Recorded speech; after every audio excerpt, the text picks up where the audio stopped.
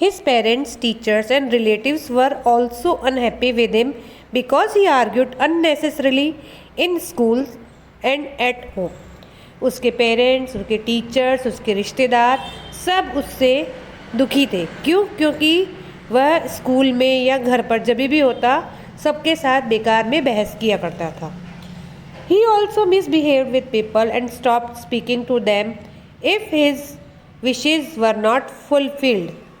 वह लोगों से बदतमीजी करता यानी उनके साथ सही व्यवहार नहीं करता था या फिर बात करना बंद कर देता जब उसकी बात को पूरा नहीं किया जाता। जैसे मान लीजिए उसने अपने पेरेंट्स से कुछ बात की फरमाइश की और उन्होंने उसका पूरा नहीं किया तो वह उनसे बात करना बंद कर देता था। Rocky's teacher had tried everything to change his behavior and make him an amiable and likable boy. Rocky के टीचर ने बहुत कोशिश की कि वह उसके इस व्यवहार को बदल सके और उसे एक ऐसा इंसान बनाए जिसे सब पसंद करें। But he was not one to change, लेकिन उसमें कोई परिवर्तन नहीं आया। He was becoming more brash as he was growing up. वह तो जैसे जैसे और बड़ा हो रहा था और ज़्यादा जिद्दी होता जा रहा था।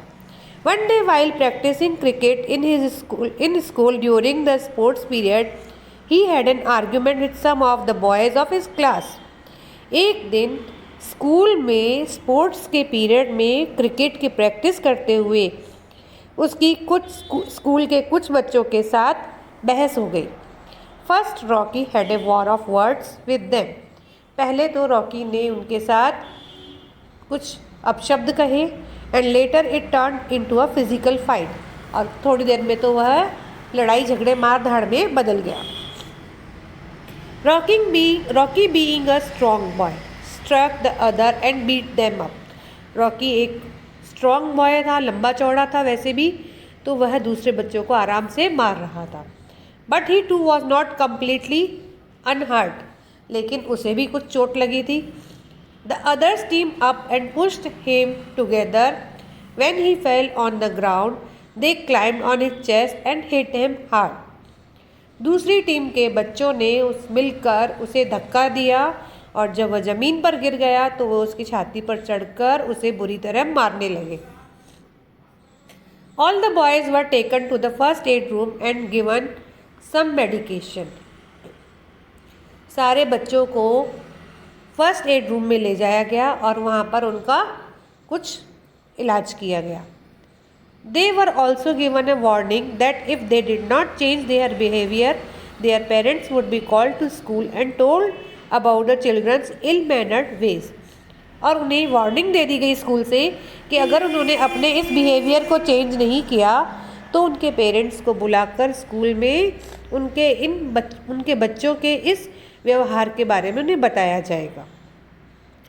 That did not change Rockies behaviour, लेकिन इससे भी रॉकी के व्यवहार में कोई परिवर्तन नहीं आया।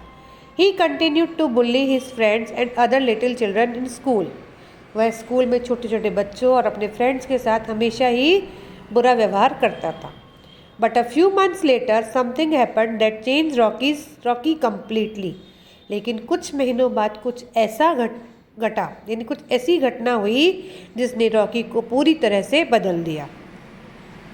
Recently he was passing through a lane with his father when he saw 5 thin boys fighting with one strong boy. वह अपने पापा के साथ एक गली में से निकल रहा था तो उसने देखा कि 5 पतले दुबले से लड़के एक स्ट्रॉन्ग लड़के के साथ लड़ रहे थे। This strong boy was quite big and looked like a wrestler. वह बड़ा लड़का थोड़ा बड़ा लग रहा, मतलब मजबूत लग रहा था, शक्तिशाली लग रहा था, ताकतवर लग रहा था। ऐसा लग रहा था जैसे कि वह रेसलर हो, कुश्तीबाज हो। He could have easily beaten all the 5 of his opponents easily. वह उन पांचों के पांचों को आसानी से मारकर गिरा सकता था। But he was just standing there and smiling. लेकिन वह वहाँ पर खड़ा रहा और मुस्कुराता रहा। He was not raising his head at all. उसने उन पर अपना हाथ भी नहीं उठाया। The thin boys hit the big boy with their fists and legs and also called him bad names. उन पांचों छोटे बच्चों ने उसे बुरी तरह से अपने हाथों से पैरों से उसको मारने लगे और उसे बुरे बुरे गंदे नामों से पुकारने लगे. But the big boy remained undisturbed. लेकिन वह बड़ा लड़का शांतिपूर्वक खड़ा रहा. He tried to explain something to the other boys politely with a smile.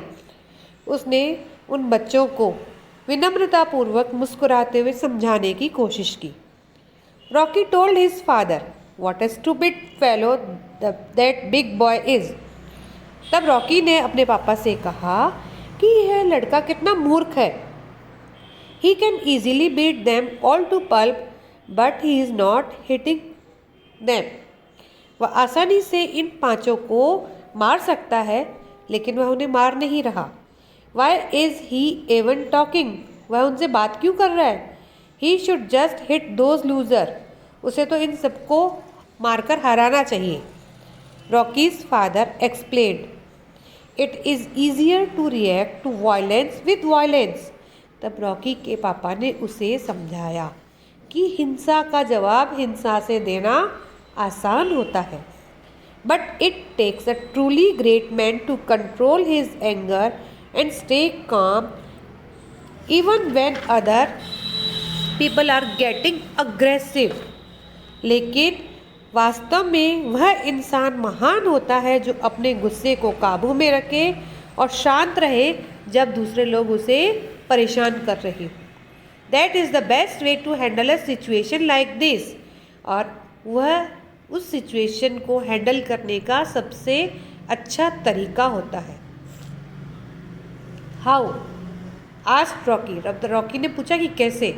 His father said. तब उसके पापा ने कहा, if both sides are using physical energy some of them will have to be hospitalised. तब उसके पापा ने समझाया कि अगर दोनों तरफ से ही लड़ाई झगड़ा मारधाड़ होगा तो उनमें से कुछ लोगों को तो अस्पताल भी ले जाया जाएगा. And when they are fitter they will take revenge by hitting other people. और जब वे फिट हो जाएंगे यानी स्वस्थ हो जाएंगे तो वो अपना बदला लेने के लिए दूसरे लोगों को मारेंगे. And they will then be hospitalised. तब वो फिर हॉस्पिटल में एडमिट होंगे. And the cycle will never end. और इसी तरह से ये चक्र चलता रहेगा, इसका अंत नहीं होगा. Rocky thought about it and agreed. Rocky ने कुछ देर सोचा और वह उनकी बात से सहमत हो गया. It was true. यह सही था. Violence always leads to more violence. हिंसा से और ज़्यादा हिंसा बढ़ती है. एंड इवन मोर वायलेंस, और भी ज़्यादा हिंसा बढ़ती जाती है. It never stops. यह कभी रुकती नहीं. ही thought about his own behaviour and realized how wrong he had been in hitting and abusing people. उसने कुछ देर सोचा और अपने व्यवहार के बारे में वह सोचने लगा. तब उसे एहसास हुआ कि किस तरह से उसने लोगों को परेशान किया, उन्हें मारा, उनके साथ उनको अपशब्द बोले थे. Rocky never fought with anyone again. उसके बाद रॉकी ने कभी किसी के साथ लड़ाई नहीं की. तो बच्चों, इस कहानी से क्या शिक्षा मिलती है? ये हमें कभी भी किसी के साथ लड़ाई झगड़ा नहीं करना चाहिए, क्योंकि जब हम गुस्से का जवाब गुस्से से देते हैं तो वह और भी ज़्यादा परेशानी का कारण बन जाता है. जब हम शांत रहकर किसी बात को सुनते हैं तो उससे वो गुस्सा भी शांत हो जाता है. शांति में बहुत बड़ी ताकत होती है.